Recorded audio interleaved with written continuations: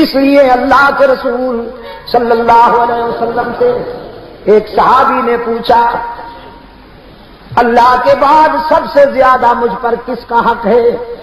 رحمت عالم صلی اللہ علیہ وسلم نے فرمایا تیری ماں کا۔ وہ کہنے لگا سما، پھر حضور نے فرمایا تیری ماں کا۔ اس نے عرض کیا سما، پھر حضور نے فرمایا تیری ماں کا۔ پھر پوچھا حضور اس کے بعد؟ رحمت عالم صلی اللہ علیہ وسلم نے فرمایا سما ابو کا، اس کے بعد تیرے باپ کا حق ہے۔ ماں بڑی قربانیاں دیتی ہے، اس لیے ماں کا دل نہ دکھایا کرو۔ سرکار دو عالم صلی اللہ علیہ وسلم کی خدمت میں اطلاع آئی، ایک شخص کئی دن سے سکرات میں مبتلا ہے، جان نہیں نکل رہی، بہت قرآن کریم تلاوت ہوا، دعائیں مانگی گئی، لیکن اس کی مشکل حل نہیں ہوتی۔ رحمت عالم صلی اللہ علیہ وسلم نے فرمایا اس کی والدین زندہ ہیں یا نہیں؟ بتایا گیا حضور اس کی ماں زندہ ہے۔ رحمت عالم صلی اللہ علیہ وسلم نے فرمایا اس کی ماں سے کہو میں تجھ سے ملنا چاہتا ہوں، اگر آ سکتی ہو تو آ جاؤ ورنہ میں آؤں گا۔ وہ بوڑھی ضعیفہ رحمت عالم صلی اللہ علیہ وسلم کا پیغام سنتی ہے، کہنے لگی چل تو نہیں سکتی لیکن اللہ کے محبوب کے پاس ضرور جاؤں گی۔ لکڑی کے سہارے آئی، رحمت عالم صلی اللہ علیہ وسلم نے فرمایا تیرا بیٹا کئی دن سے سکرات میں مبتلا ہے، تیرا کیا خیال ہے اپنے بیٹے کے متعلق؟ کہنے لگی بڑا نمازی تھا، اللہ کے رسول بڑا نمازی تھا، قرآن بھی پڑھتا تھا، روزے بھی رکھتا تھا، حج بھی کیا، زکوٰۃ بھی دیتا تھا، جہاد میں بھی حصہ لیتا تھا، بہت نیک تھا۔ رحمت عالم صلی اللہ علیہ وسلم نے فرمایا یہ تو ٹھیک ہے، تو اس پر راضی ہے کہ نہیں؟ اس بوڑھی کی آنکھوں سے آنسو جاری ہو گئے، کہنے لگے نہیں حضور، میرا دل دکھایا ہے اس نے، میرا دل دکھایا ہے۔ ایک دن اس کی بیوی کے ساتھ میرا کچھ تلخ کلامی ہو گئی، تلخ کلامی ہو گئی۔ میں نے کہا میرا بیٹا آ جائے اسے بتاؤں گی کہ تو گستاخ ہے۔ میرا بیٹا آیا، میرے بتانے سے پہلے اس کی بیوی نے کچھ کہہ دیا۔ میں جب اپنے بیٹے کے سامنے گئی تو میرے بیٹے نے میری کوئی نہ سنی، بیوی کے بھڑکانے میں مشتعل تھا، غصے میں میں درد دل بیان کر رہی تھی اور میرے بیٹے نے غصے میں آ کر اپنا جوان بازو اٹھایا اور تیز تھپڑ میرے چہرے پہ دے مارا۔ میں دور جا گری، میں نے کہا بیٹا میں نے تو تیری ترقی کے لیے رات کی تنہائیوں میں دعا کی تھی، تیرے بچپن میں خود بھوکی رہتی تھی، تجھے کھلاتی تھی، جو تجھ سے جھگڑتا تھا میں اس سے لڑ جاتی تھی، تیرے دوستوں کو اپنا دوست سمجھتی تھی، تیرے دشمنوں کو اپنا دشمن سمجھتی تھی، تو بیمار ہوتا تو ساری رات تجھے اٹھا کر میں لوریاں دیتی، لیکن آج تیری جوانی میرے لیے رسوائی کا سبب بن کر آئی ہے، تو کتنا نمک حرام نکلا۔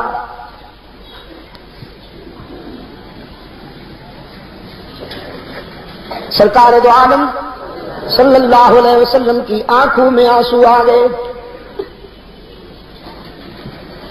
صحابہ سے فرمایا لکڑیاں جمع کرو، آگ بھڑکاؤ، پھر مجھے بتاؤ۔ بوڑھی کہتی اللہ کے رسول آگ کیوں؟ رحمت عالم صلی اللہ علیہ وسلم نے فرمایا ہم اس میں اس نمک حرام کو ڈالیں گے جس نے بوڑھی ماں کے چہرے پہ تھپڑ مارا وہ اسی قابل ہے کہ اسے آگ میں ڈال دیا جائے۔ بوڑھی زاروں قطار رونے لگی، کہنے لگی نہیں نہیں نہیں اللہ کے رسول، میرے بیٹے کو آگ سے بچا لیجیے۔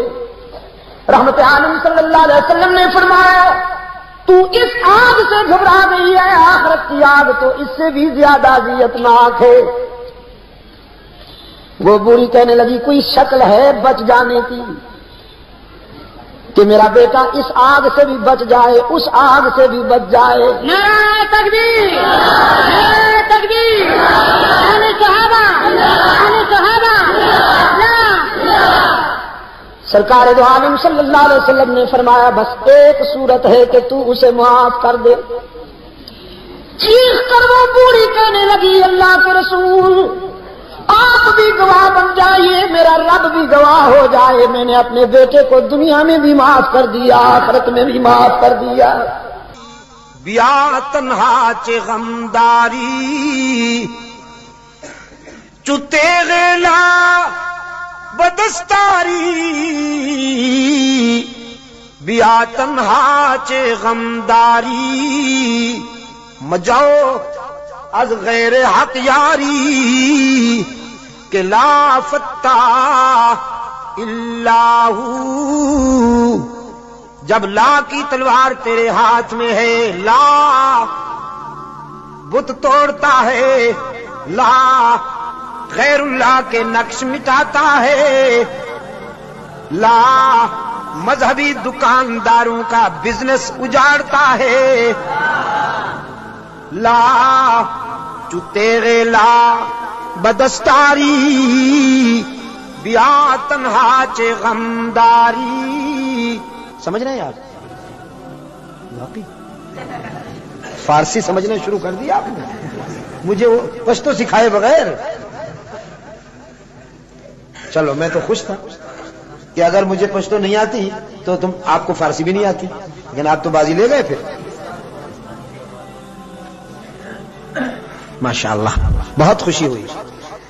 بیا تنہا چ غمداری، جب لا کی تلوار تیرے ہاتھ میں ہے تو سینہ تان کے آ ڈرتا کیوں ہے، مجاؤ از غیر حق یاری، کہ لا فتح الا ہو، اللہ کے سوا کسی سے مدد نہ مانگ، کہ اس کے سوا کوئی مددگار نہیں، اس کے سوا کوئی مشکل کشا نہیں، اس کے سوا کوئی حاجت روا نہیں، اس کے سوا کوئی بیڑے پار کرنے والا نہیں، اس کے سوا کوئی بیماریاں دور کرنے والا نہیں، اس کے سوا کوئی مرادیں پوری کرنے والا نہیں۔ جب مانگنا ہو تو اسی سے مانگ، جب رونا ہو تو اسی کے در پہ آنسو بہا، جب دامن پھیلانا ہو تو اسی کے در پہ دامن پھیلا۔ وعدہ پورا کرنا، ایاک نعبد و ایاک نستعین، ہم تیری ہی عبادت کرتے ہیں اور جزاک اللہ ہم تجھ سے ہی مدد مانگتے ہیں اور مانگتے رہیں گے۔ سیدہ عائشہ صدیقہ رضی اللہ تعالی عنہا نے بھی اللہ کے حضور اشک بہائے، اسی کو دل کی بات سنائی۔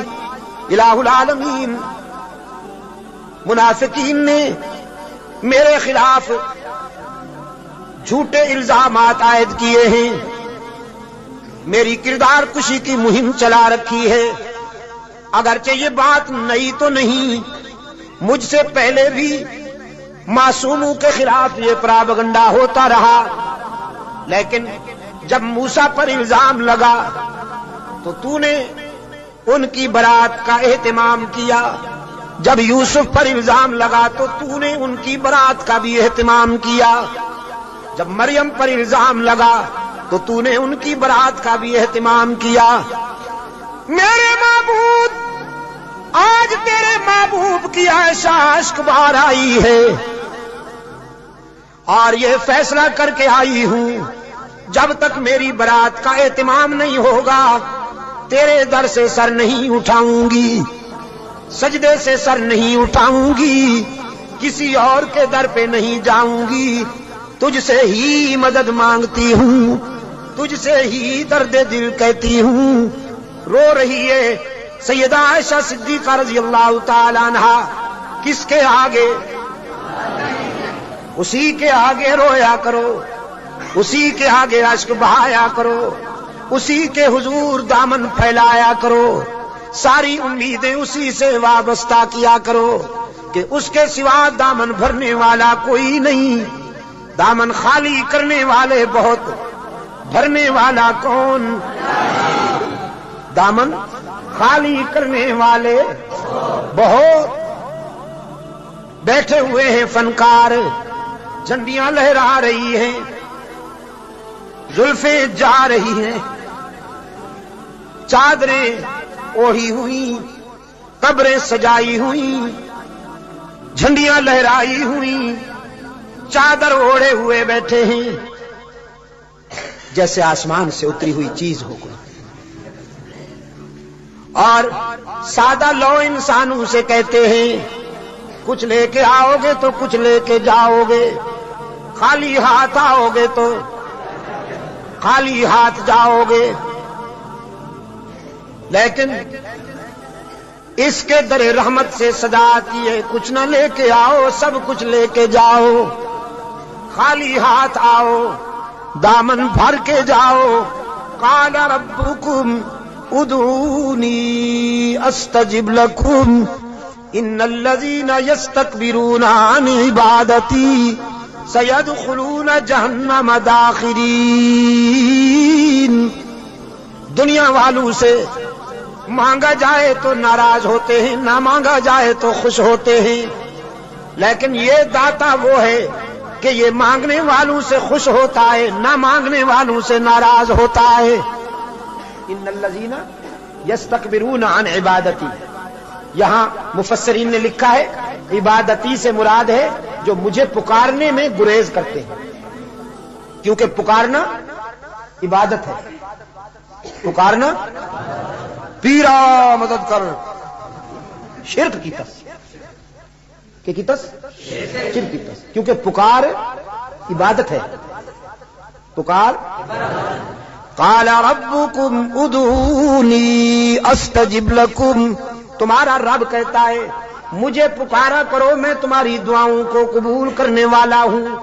ادعونی استجب لکم، مجھے پکارا کرو، میں تمہاری دعاؤں کو قبول کرنے والا ہوں۔ ادعونی ان الذین یستکبرون عن عبادتی، یقیناً وہ لوگ جو مجھے پکارنے میں گریز کرتے ہیں، مجھ سے مانگنے میں گریز کرتے ہیں، سیدخلون جہنم داخرین، ذلیل ہو کر منہ کے بل گھسیٹ کر جہنم میں ڈالا جائے گا انہیں۔ تو کسے پکارا جائے مشکلات میں؟ قادر کو یا عبد القادر کو؟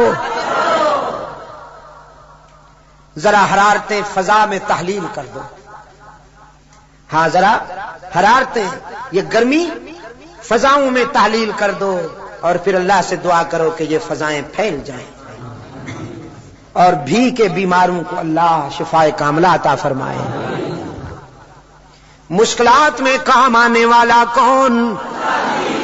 روشن ضمیر نے کہا نہ مجھو از غیر حق یاری کہ لا فتح الا ہو، یقین دانم دری عالم کہ لا مسجود الا ہو، ولا معبود فی الکونین لا موجود الا ہو۔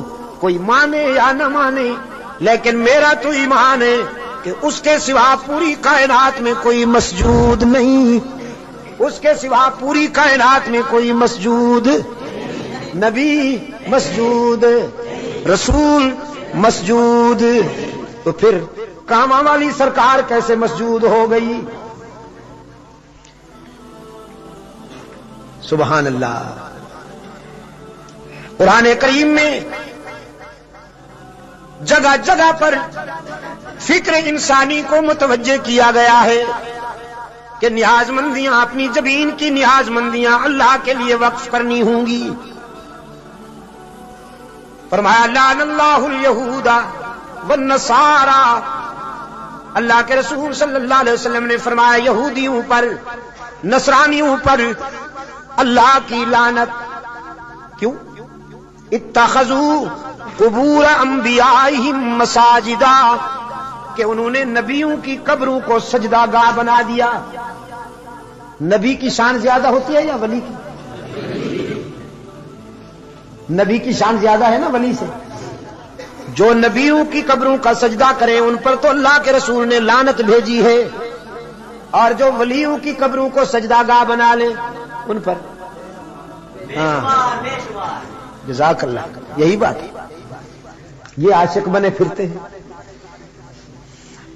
نبیوں اور رسولوں کی قبروں پر سجدہ کرنے والے ملعون، تو ولیوں کی قبروں پر سجدہ کرنے والے ڈبل ملعون۔ ڈبل ملعون نا؟ اچھا ڈبل۔ انسانی جبین کی عاجزیوں کے لیے حقیقی مسجود کون؟ ہر جگہ موجود کون؟ معبود کون؟ کارساز و دستگیر کون؟ حاجت روا و مشکل کشا کون؟ سیدہ عائشہ صدیقہ رضی اللہ تعالی عنہا نے آنسو بہائے ہیں اللہ کے در پر، درد دل سنایا ہے علیم بذات الصدور کو۔ سورہ نور آئی، قلب رسول پر وحی کی صداقت چمکی۔ فرمایا الخبیثات للخبیثین والخبیثون للخبیثات والطیبات للطیبین والطیبون للطیبات اولئک مبرؤون مما یقولون لہم مغفرۃ ورزق کریم۔ پاک باز بیویاں پاک باز شوہروں کے لیے، گندی بیویاں گندے شوہروں کے لیے، پاک باز شوہر پاک باز بیویوں کے لیے، گندے شوہر گندی بیویوں کے لیے قرآن ہے۔ آپ سمجھے کہ نہیں؟ قرآن اور کلام فطرت ہے یہ۔ اگر اپنی بیوی کو پاک دامن رکھنا چاہتے ہو تو خود بھی پاک دامن رہا کرو، لیکن اگر تم تاڑ جھانک کرو گے تو ادھر بھی سلسلہ شروع ہو جائے گا، تمہیں معلوم ہو یا نہ ہو۔ سمجھے ہو کہ نہیں؟ کلام فطرت ہے نا قرآن کریم۔ قرآن کریم تو راز کی باتیں کہتا ہے، کلام فطرت ہے۔ فرمایا الخبیثات للخبیثین والخبیثون للخبیثات، ناپاک بیویاں ناپاک شوہروں کے لیے، ناپاک شوہر ناپاک بیویوں کے لیے طے ہو گیا۔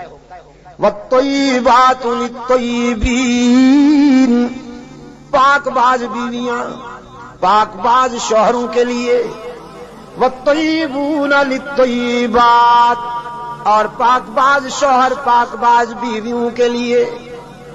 رب العالمین نے جرا کے لہجے میں سیدہ عائشہ کی وکالت کرتے ہوئے واضح کیا، جس نے اس عفیفہ کے کردار کو سمجھنا ہو، عائشہ کی عظمت کو سمجھنا ہو، وہ عائشہ کے شوہر کی عصمت کا نظارہ کرے۔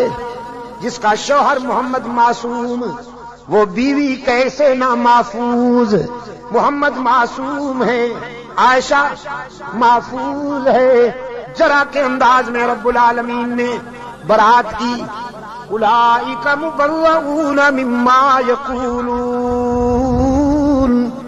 میں اعلان کرتا ہوں کہ پیغمبر کی آبرو بے داغ ہے، نبی کی آبرو کا دامن پاک ہے۔